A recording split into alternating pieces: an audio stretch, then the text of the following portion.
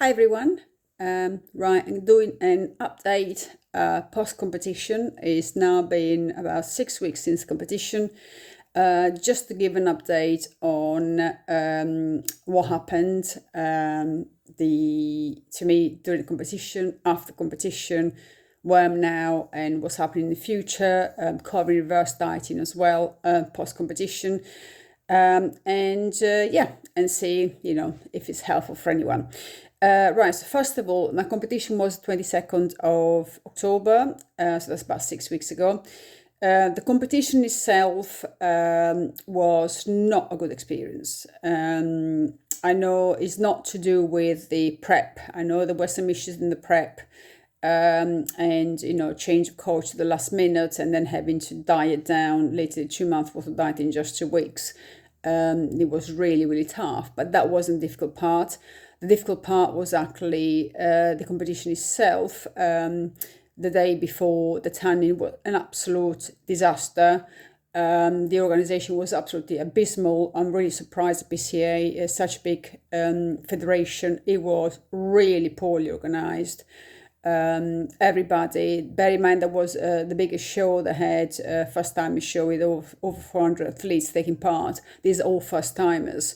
Everyone I spoke to behind the stage and the competition, everybody was really fed up. They even described the tanning process as a concentration camp. It was really abysmal, to say the least. And a lot of people commented they were put off doing the competition over again, just purely based on that. So that was really, really poor. The tanning process was poor. The tan itself was really poorly applied.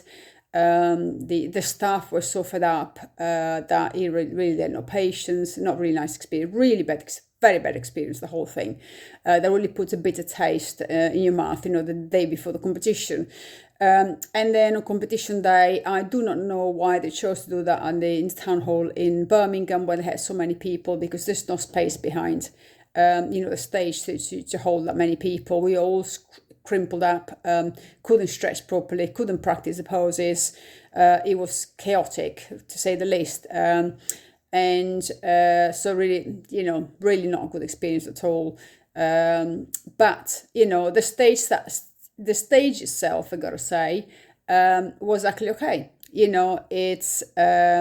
I wasn't ready, so I knew that straight away. I knew that from the moment I changed coach 3 weeks out. They told me straight away, you are not 3 weeks out, you're at least 6 to 8 weeks out.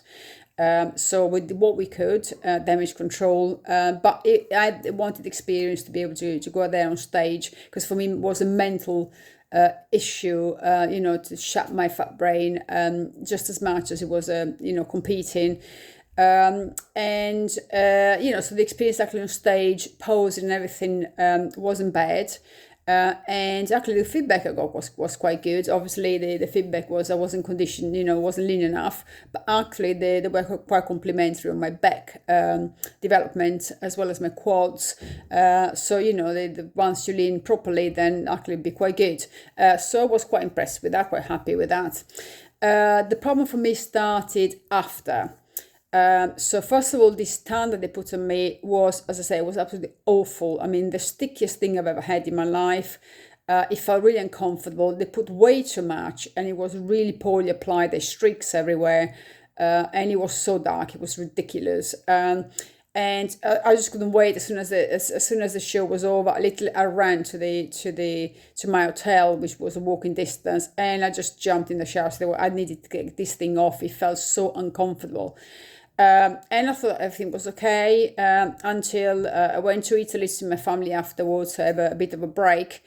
And my lips started swelling up all of a sudden. I basically had a massive allergic reaction to the tan, but this is a reaction I never had before. Actually, is my lips swell up, and then my face swell up, and next thing I knew, my throat started swelling up. I ended up in Italy.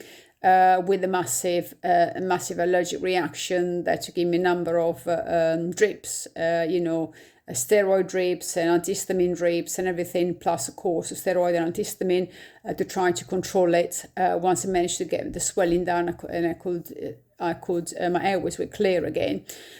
scared the hell out of me. Never had that before, ever in my life. And looking at things, they just asked me, what have you done differently? You eating differently? Now, I eat the same thing all the time. So the one thing I can actually say for sure is not down to food, because my food is always the same, is beef, eggs, and mackerel. So that doesn't change. The quantities may change. This how fatty the beef is, but that's state. I don't add extra thing. I don't take chances because of all my autoimmune disorders. The one thing I've learned is that I have to stay strict carnivore for me to be able to control my autoimmune. So the only thing I done differently, surprise, surprise, is a tan.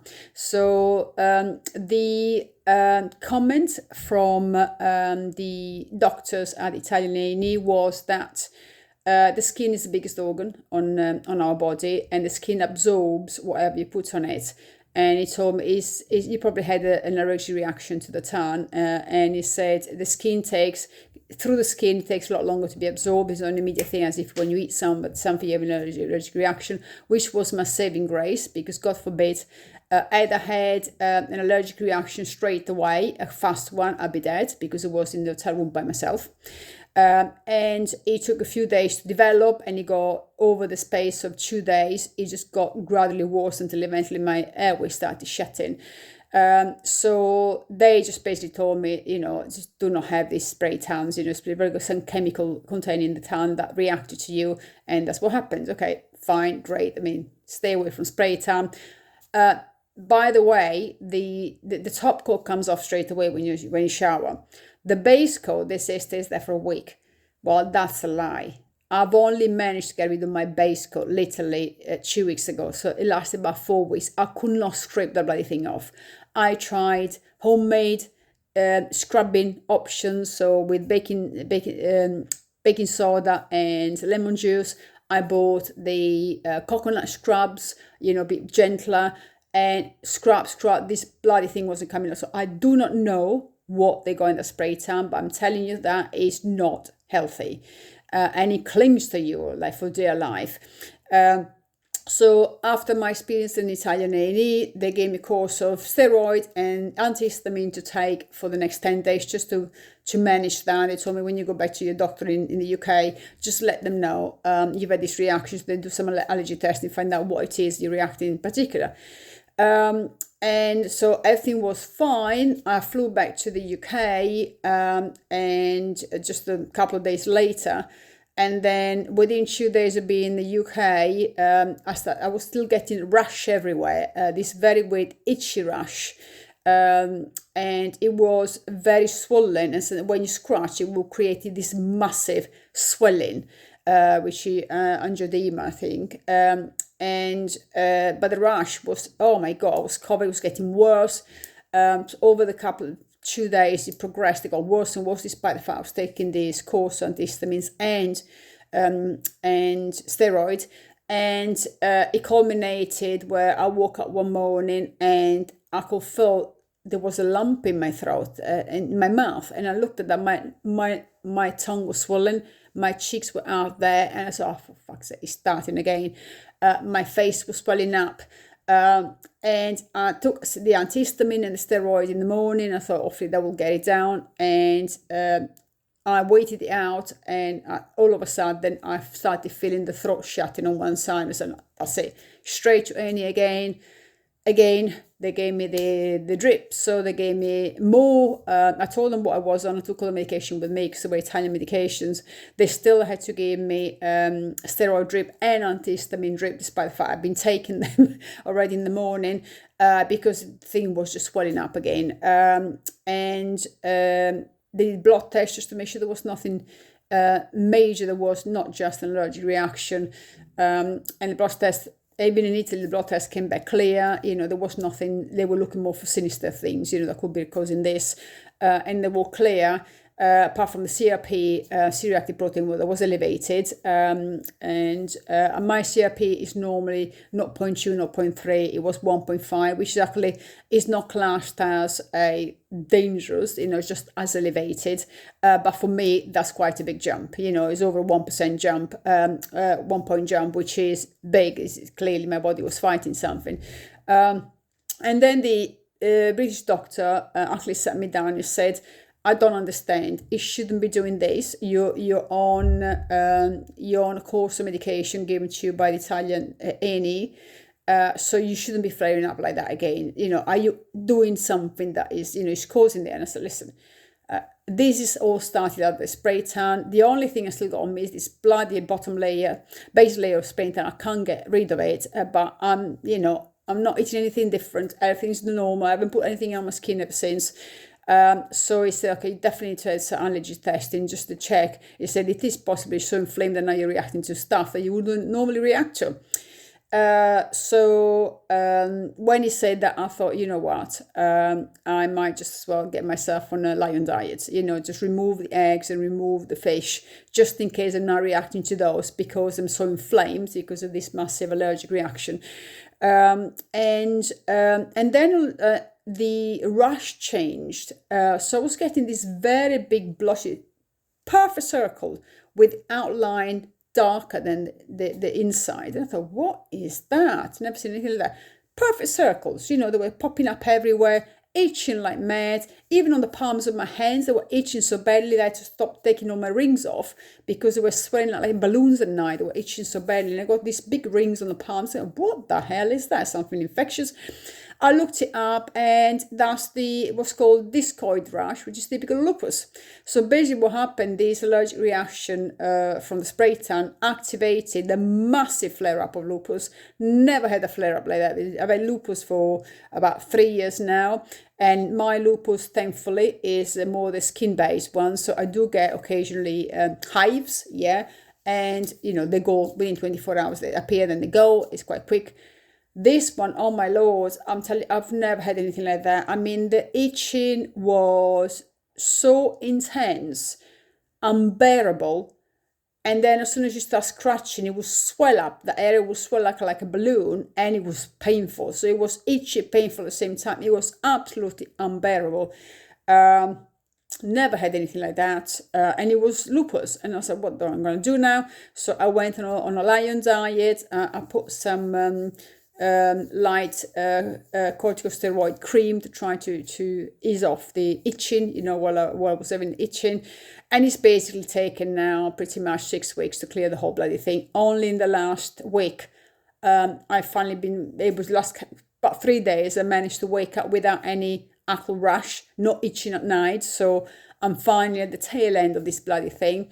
Worst I've experienced in my life. But once it switched to just lupus, cutaneous lupus or skin-based lupus, then I knew exactly what to do. The lion diet never fails. Listen, I've been on carnivore diet for over 7 years. Whenever anything flares up, whether it is my celiac disease, which flares up, by the way, not because I'm having gluten, but because I may be having dairy protein, and that's the times I would have Parmesan cheese, and that will flare up the celiac disease. My thyroid is struggling, whatever. I normally go on the lion diet, beef only, for 4 weeks, clear everything out, and slowly reintroduce everything. And that never, ever, ever, ever fails, So that's what I did this time. And finally, the tail end is calmed down the lupus flare. And next week is probably the last week of it I'm going to do. And then I'm going to try to introduce egg yolks only, because at the end of the day, I don't need the egg whites. I have plenty of protein in my beef, and the egg whites is where there tend to be more problems for people who are autoimmune. So egg yolks has got all the nutrients, the vitamin D's and all the good fats. So I'm going to introduce egg yolks with my beef and see how it goes. Couple of yolks a day, and give a bit of time. That ideally want to go back to being able to have 4 a day like I was doing before. And once that's okay, assuming all is good, then I will introduce the mackerel as well, because again, it's good for omega-3s. Okay, so that's one side of it, which is a big thing, massive reaction that brought on lupus. But that's over now. So now opens the question. Next question is, what do I do next? Obviously, I want to compete again, because as I say, this was not, I didn't go to stage the way I wanted to go to stage. The contest prep was not managed very well. And as a result, ended up on stage that was still, too big for where I should have been. So I wanted to do a proper contest prep where I actually got to stage where I'm supposed to be, and I'm happy, and at least they got a chance, competitive chance. The problem I'm going to have now is that I can't do spray tans. And it does appear that the main ingredient of the spray tans is this DHA, which is a very nasty compound, chemical compound. Is actually there's been some study that actually reviewed that potentially as being carcinogenic.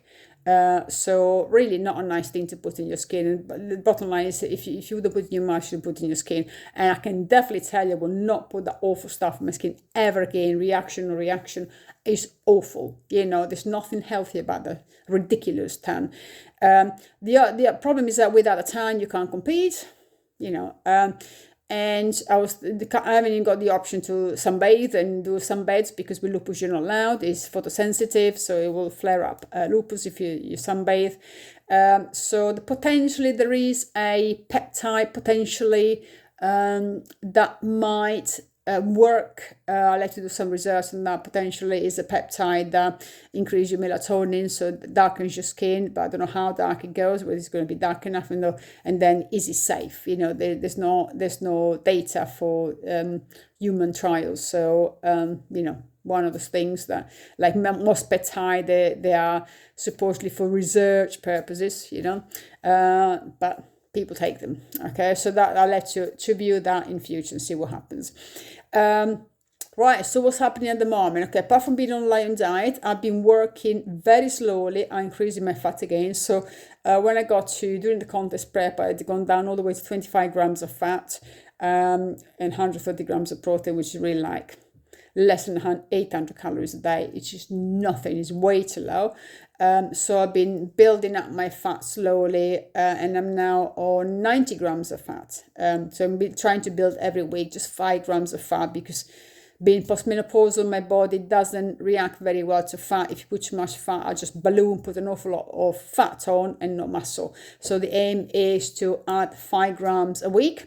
So slow and steady while working hard in the gym. So trying to build the muscle while I'm trying not to put on lots of fat. And so far it's working. I'm actually the same weight that was on my competition day, believe it or not. And same body fat. So I can't be doing too bad, given the fact that I'm now having 90 grams of fat. So it's a lot better. So I'm just above, if you want to look at macros, so we got 205 grams of protein against and 90 grams of fat. That's where I'm at the moment. That's where I'm sitting at the moment. I'm keeping the protein steady at 205 and increasing the fat by 5 grams every week. Once I get to a decent amount of fat, over 100 grams, I start tapering down the protein a little bit, because the only reason why the protein is so high is because when I was dieting, obviously you're putting the protein very high to try to protect your muscle mass when your fats are really, really low. So I kept the protein high because I'm still on a deficit. This because of the activity that I do, the amount of activity I do, I'm still eating at a deficit. I'm not eating a surplus yet. So I need to keep this protein high just to make sure that I'm safeguard my muscle mass as much as possible as well with exercise. So that's the reverse dieting that I'm doing at the moment. I'm also looking at once I've introduced all the foods that I need to go back to a normal diet, then I'm going to be looking at building, doing a bit of season, so start building muscle slowly and with a view in 2026, either to compete if I can find a way around the tanning. If I can't find a way around the tanning, I will treat it as a competition, do proper contest prep, get myself to the best possible body I can, and then do a lovely photo shoot. So might find something that gives me just a little bit of a glow, so I'm not pale white, but not as dark as I do in the contest. And then, do it that way. The one thing is for sure, I will not be competing with PCA. The whole experience was absolutely awful. The disorganization, lack of support. Even when I got the reaction from the spray tan, I sent them an email saying the reaction. I need to know what was in there because I'm waiting to go for allergy testing. They didn't bother replying to me. You know what I mean? So didn't reply to me by email. That shows how much they care. And then it wasn't until I actually contacted them, messaged them on Instagram, then all of a sudden they bother replying and said, we've been very busy with the final. Like, well, thank you very much. As you know, I'm telling you, I had a massive reaction to your tan.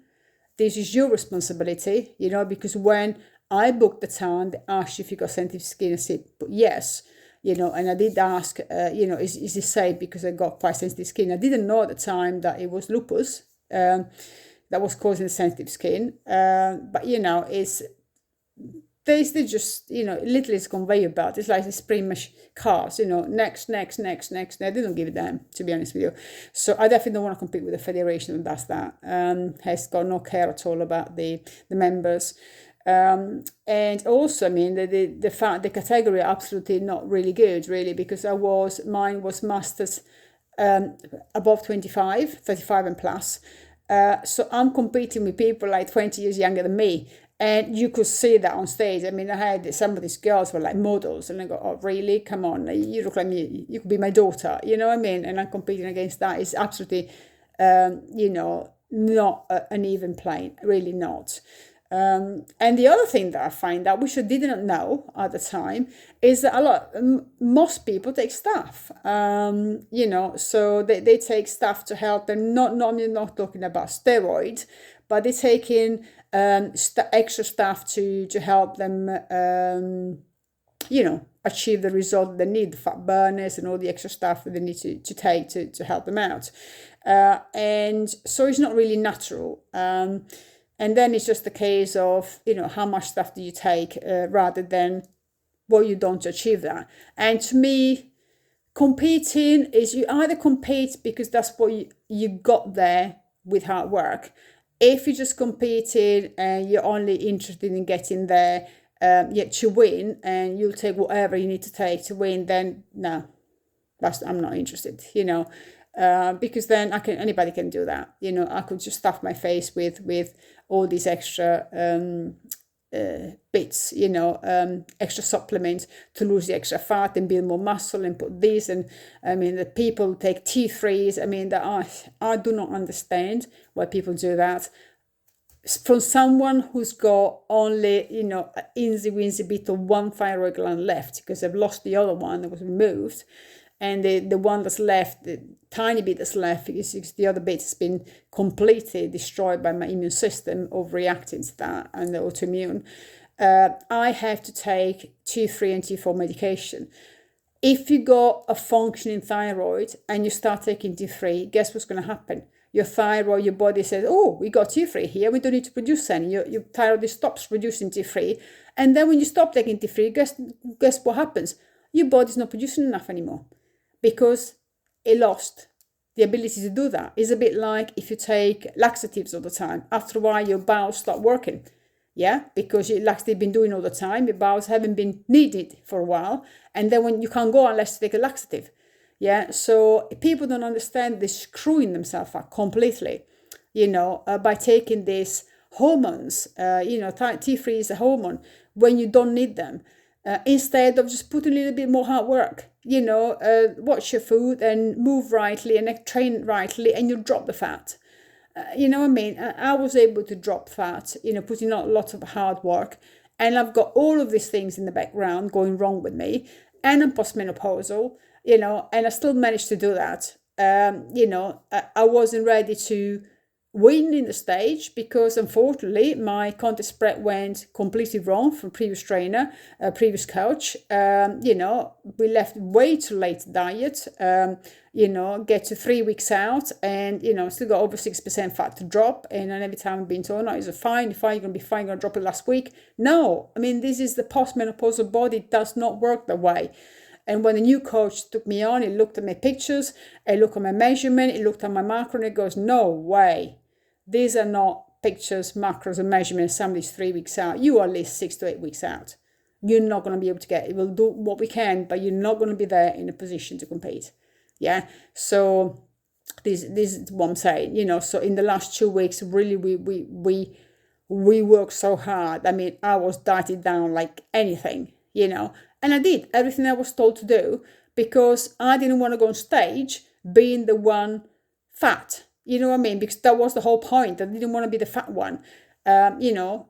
But as it happened, when I went there on the day, they all skinny minis, the old young ladies. I think that the eldest one was 10 years younger than me, you know.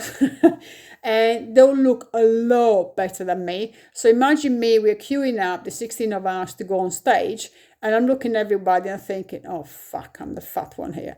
You know, so my fat brain kicked in and said, don't go on the stage. Everybody's going to look at you. You're the fat one. You're going to look even 10 times worse because this lot are super skinny. I still went on stage because I said, no, fuck this. I've done all the work. I've done the posing and everything. I'll go there. I'll do what I can. I know I'm not going to look my best, but at least I get the experience. So next time I know what to expect. And that's why I did it. You know, it was more of a mental victory than anything. But I did it because of that. So, you know, so the next stage is I would like to compete again, obviously, and get to that point with the right physique. I'll need to find another federation. There's a lot of federations out there that will do 45 plus, masters bikinis 45 plus. So it's more realistic. There's even 50 plus. So I'll look at the federation if I can find the tanning method that is safe for me. If I can do that, I can find that, you know what, I'm going to do a photo shoot for moi. Yeah, because then if they don't need to prove anything to anyone, especially if proving things to other people involves taking stuff that bet for you anyway. And they are a little bit of a cop-out, if you like. So, you know, either ways, I'll find a way. The main thing for me now, I've managed to get over this awful reaction from the spray tan, which kicked off my lupus autoimmunity. 6 weeks is taken. I'm now finally feeling myself again. I'm performing good in the gym again. I'm reverse dieting. I'm all in, concentrating on getting my body to peak physique, start building muscle, and then, you know, give myself all 2025 to decide what to do and find options in respect of tanning or sunbathing. I can't sunbathe anyway, and then decide which way I'm going to do. Anyway, okay, so one thing is worth mentioning is when I did this lion diet, so removed everything, the one thing you have to be very wary is that lion diet is great as an elimination diet, so to clean the slate, if you like, you just have a food that doesn't react to you, which is beef. However, if it's done long term, you know, you don't have everything that you need in the beef. So there's not enough vitamin D3, for example. So I had to up my vitamin D3s, which I normally get from the eggs. So I had to up it. Also still doing my high dose vitamin D3, thank God. I had to up that one. And I also had to start taking some omega-3s supplements. I found one that is liquid form because capsules are pointless with me. We see like disease, I can't absorb bugger all. So it's fish oils, you know, omega-3s, while I'm not having the mackerel, because yes, the beef has got omega-3s, but again, the beef, it depends on whether while it's grass-fed, mostly in the UK, they're mostly grass-fed, it might be grain finished, but it's difficult to gauge how much omega-3s it's got. So, you know, omega-3 is anti-inflammatory, so boom, let's add the boost in and see, you know, to replace the mackerel until I can reintroduce the mackerel, which I love. I like mackerel. I like mackerel, like salmon a lot. I like coddy fish. It's just that it's, you know, I had to remove everything to give my lupus a chance to get better. And as it's getting better, I will eventually include it, but it has to be done one thing at a time. Otherwise, if you introduce eggs and mackerel at the same time, you don't know, and you have a reaction, you don't know which one is caused the reaction, you know. And that's how I'm also toying with the idea of trying BPC 157. I read some reviews and PubMeds and stuff like that, which seem to be positive. Again, it's one of those peptides which are for research purposes only. You can find it on Amazon. It's quite interesting. So much for research only. So that's something I'm toying with. Because it's supposed to be quite good with autoimmune as well. And, anything that helps with your immune system, which is actually part of what you already produce yourself. This is a peptide, it's part of a sequence of a peptide that's produced in the gut. Now, we all know autoimmune starts from leaky gut. So for sure, I've got leaky gut, having 3 autoimmune disorders. So anything I can do to help my gut, strengthen that and heal that, then helps. So I'm doing a bit more research and then I'll make a decision on that. I know a lot of people have taken it. Also, Barclay seems to be quite keen on that, and Barclay is quite somebody knows what he's talking about. So that puts kind of my mind at rest. The fact that it seems to be quite on the yes side of that. But then it's going to be a question of finding the pure form of this peptide, and I'm sure the one in Amazon are not pure form. It's very lot of crap. So you got to find the right one to make sure you're not ingesting something that potentially going to be damaging rather than helpful. So I'll do a bit more research and then I'll make a decision on that. Okay, so this is just wanted to give you a very brief update on how the competition, my feeling about the competition, what happened afterwards, how I had to fix that, and what I'm doing in respect to reverse dieting. And yes, it's very important. I do want to say something. The morning after the competition, I did have a massive breakfast. I mean, I think the child must have looked at me and said, my gosh, this woman hasn't eaten in all her life, because I pretty much took all of her eggs and all of her bacon. Thankfully, it was a buffet, thankfully, because if they just brought it to the table, it would be never enough. But my eyes were like that, oh, my food, especially egg and bacon. I mean, I love them.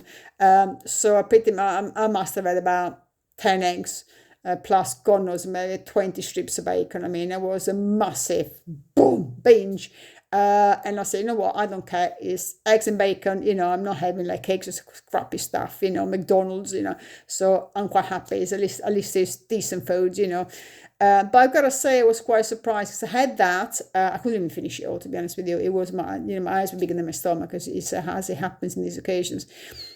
And then I was planning to have my lunch as normal, my beef and everything, and I was full. I was full for the whole day. So as it happened, the day after the competition, and I thought I'm going to slam in like 2,000 calories, loads of fat.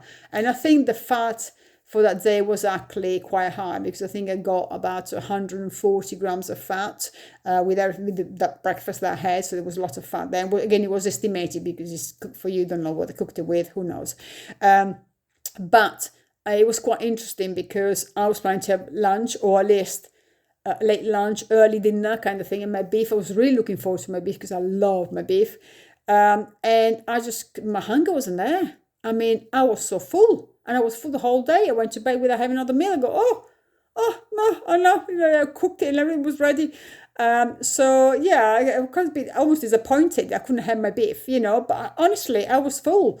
And obviously, after 3 weeks of dieting hard, it wasn't so much that the stomach couldn't take the amount of food, because it took the amount of food.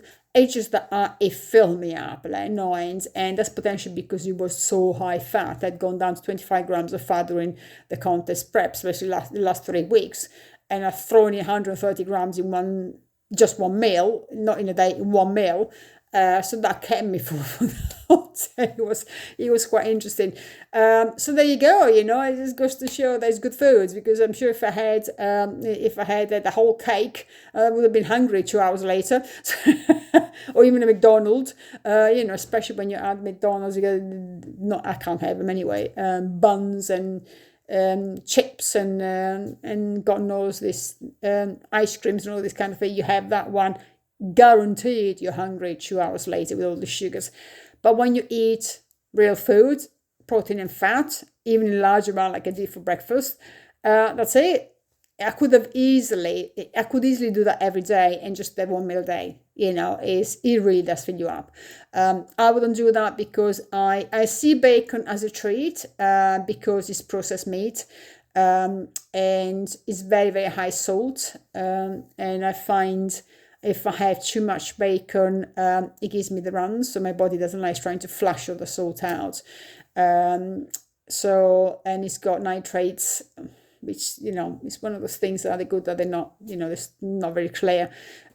So aged meat tend to be high in histamines as well. So when you go to immune histamines, stuff like that, it's not ideal. So I have it as a treat, like in that case, if I go on holiday and I've got, a breakfast in a hotel and the breakfast cooked for me, I will go for eggs and bacon. Also because I can't touch the sausages, because unless you're in Italy, and Italy sausages are pork. They may have some herbs in there, but it's just pork. In the UK, sausages are pork, gluten, soy, fillers, or sugar. So much crap in there. It's anything but meat, So I don't trust ever eating sausages being cooked anywhere unless I've seen the ingredients, from the packaging. And I know for the normal sausages, which are very rare to find in the UK, they've always been tampered with some sort of form of sugar or fillers or gluten or God knows what else. They put the soy, dairy, they put all sort of stuff. It's incredible what they put in sausages these days. So yeah, I wouldn't touch sausages because for me it's the risk of gluten, so massive celiac attack. So I just have to fill up on eggs and bacon, which really I don't mind, actually quite enjoy that. Okay, right. I hope this is helpful for somebody. So if you are doing contest prep, or if you finish the competition and you are trying to get back to normal, reverse dieting is the best way to do it. Increase your food slowly, because if you increase your food very, very fast, you're going to put on a whole lot of fat and no muscle. So increase it slowly, and if you eat the right food, like you eat, animal products like we do as carnivores, you're not hungry. So it's not like you're saying, oh my God, I've been starving myself for 6 months and now I got to keep on starving myself for 3 months to bring the food up slowly. No, because the moment you start increasing your fat slowly, actually you're going to feel fuller straight away, even if it's just 5 grams, and it will not have a massive impact on body fat accumulation, because it's only 5 grams and you must remain active obviously at the same time. Okay, excellent. Well, any comments, please feel free, and until next time, thank you, bye.